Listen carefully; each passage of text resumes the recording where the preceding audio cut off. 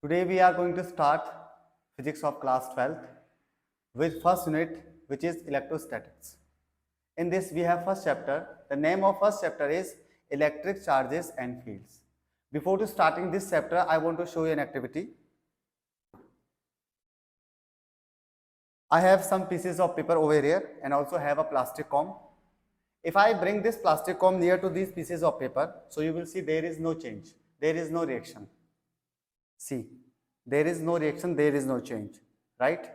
But if I rub this plastic comb with my hair, then I bring this plastic comb near to these pieces of paper, so you will see a reaction, a change over here. So let's watch it. First I will rub this plastic comb with my hair like this, and then I will bring this plastic comb near to these pieces of paper. Now see, what change did you see here? You show here these pieces of paper are attracted by this plastic comb. Why it happened? What is the reason behind it? The reason behind it, it is just due to static electricity, or you can say frictional electricity. Now the question arises, what is static or frictional electricity? So I just explain you.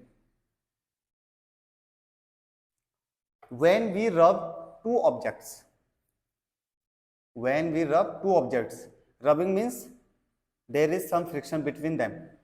Rubbing means friction, right? Rubbing means friction. So now just listen to me carefully. When we rub two objects like this, so some electrons are exchanged between them.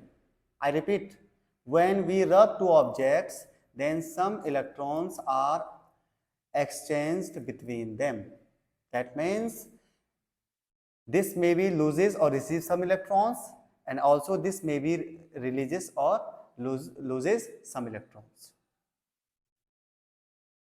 So if it is receiving or losing some electrons, so I will call it is electrified.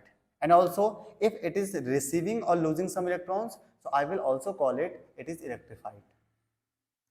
Suppose it is losing some electrons, so I will call it is positively electrified. And suppose it is receiving some electrons, so I will call it is negatively electrified. And we know very well, if there is something positive and something negative, so there must be an attraction force. If there is something positive and something negative, so there must be an attraction force. So these will be attracted by each other. So this is why these pieces of paper are attracted with the plastic comb, because in plastic comb there must be some positive or negative, and in pieces of paper there must be some positive or negative. So positive and negative always attract each other. So this is why these were attracted by plastic comb. So such kind of force is called electric force. This force may be sometimes repulsion and sometimes attraction. So this was the demonstration for attraction force.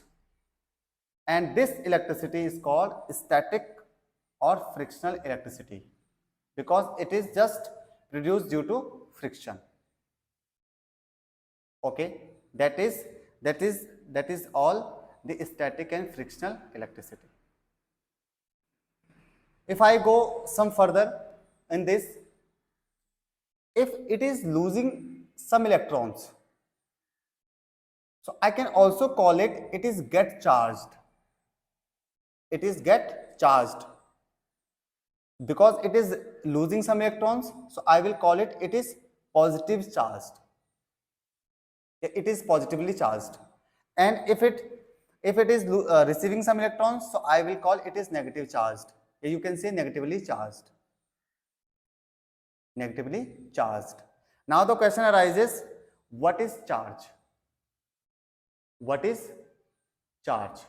So before I tell you charge, I just tell you what is electrostatic. Electrostatic. Electro means electricity, static means stop. So the electricity when charged in rest position. The electricity when charged in rest position. So this is called static or frictional electricity. and a study about the when the charge in rest position. This branch of physics is called electrostatic. What did I say? I repeat, when the charge is in rest position, that branch of physics is called electrostatic. To study when the charge is in rest position, that branch of physics called electrostatics. Now come to our topic, that is charge. What is charge? What is charge? I just tell you, charge is not something. It is not a matter, it is not an object, it is not something. It is just a property of matter. What did I say? Charge is not a something, matter, wave, object. It is nothing. It is just a property of matter which have the ability to have an attraction or repulsion forces between two objects. I repeat, charge is not something. It is just a property of matter which have the ability to have an attraction or repulsion force between two objects or various objects. It is similar like inertia. You have studied in class 11th inertia. Inertia is not something. It is not something else. It is just a property of matter which opposes the change in it. What is inertia? Inertia is just a property of matter which opposes the change in it. So it is just a property of matter. The inertia is calculated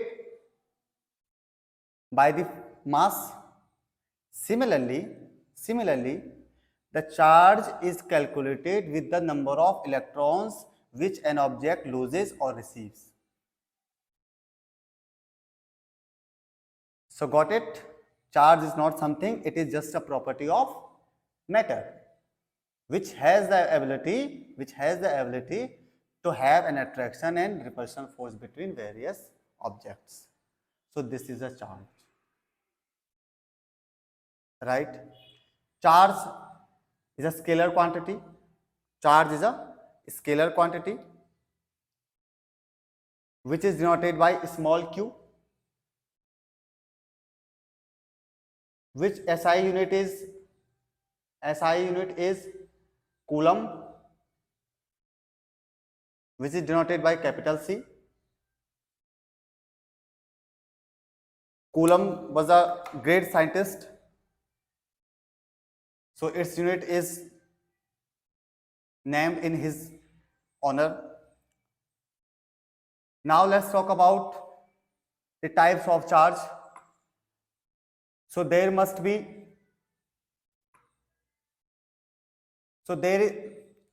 now let's talk about types of charge. So there are two types of charge. One is positive charge, another is negative charge. When a body loses some electrons, so it gets positive charge. When a body receives some electrons, it gets negative charge.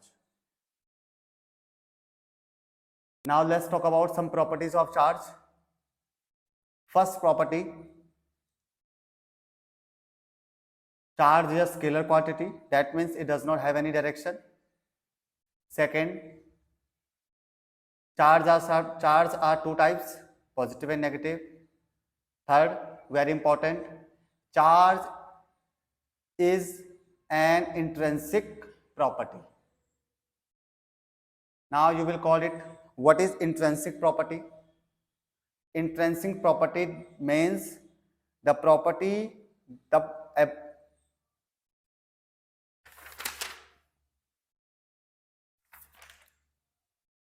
number third, which is very important,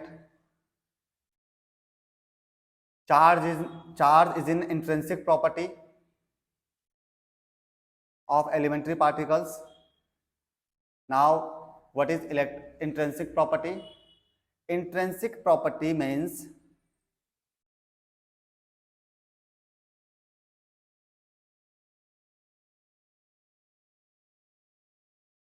now let's talk about some properties of charges. First, Charge is a scalar quantity. That means it does not have any direction. Second, charge are two types, positive and negative charge. Third, which is very important, charge is in an intrinsic property of basic elementary particles. As I told you before, charge is just a property. So charge is an intrinsic property. Now what is intrinsic property? Intrinsic means which cannot be defined further, which is defined in itself. So charge is a property of matter which cannot be defined further, which is defined in itself. Similarly, the mass, length and time.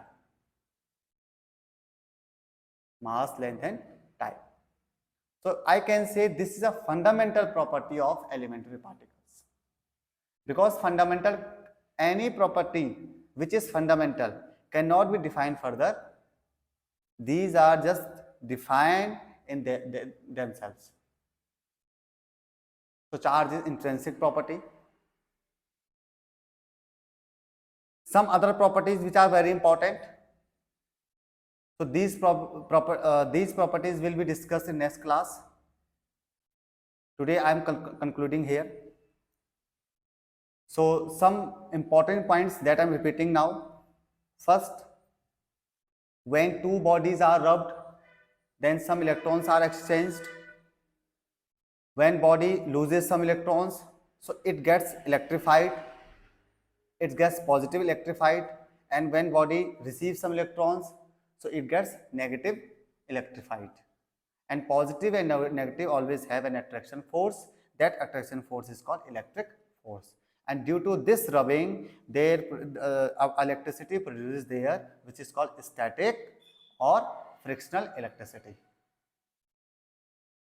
Frictional electricity. This is why these pieces of paper are attracted by the plastic ion. Now what is electrostatic? Electrostatic means I told you as before, when the charge in rest position, studying about this is called electrostatics. This is a branch of physics. Next, what we have studied, charge. Charge is not something else, it is just a property of a matter which is ability to have an attraction and repulsion force between various objects. Right? It is calculated by the number of electron loses or receives. I will tell you further how we calculate the charge. Right? Its SI unit is coulomb. It is a scalar quantity, that means does not have a direction. It is intrinsic property of elementary particles, that means it cannot be defined further. It is defined in itself. Right?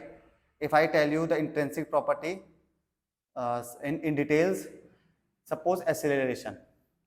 Acceleration is the rate of change in velocity. So if I tell you the formula of acceleration, that is A is equal to V upon T. So if I want to define the A, so I am taking the helping of V and T. Right? So this is not intrinsic because the acceleration is defined in the terms of velocity and time. Suppose if I want to explain or define the velocity, so velocity displacement in time. So velocity is not intrinsic property. Why? Because we are taking the help of, we can define the velocity with the help of displacement time. Now let's talk about the displacement. We cannot take any help from any other physical quantity to define the displacement. So I can say displacement or length is an intrinsic property of matter. So charge is just a property of matter. It is calculated by the number of electrons received or gained, loses by the various objects. So that's all for today. See you in next class.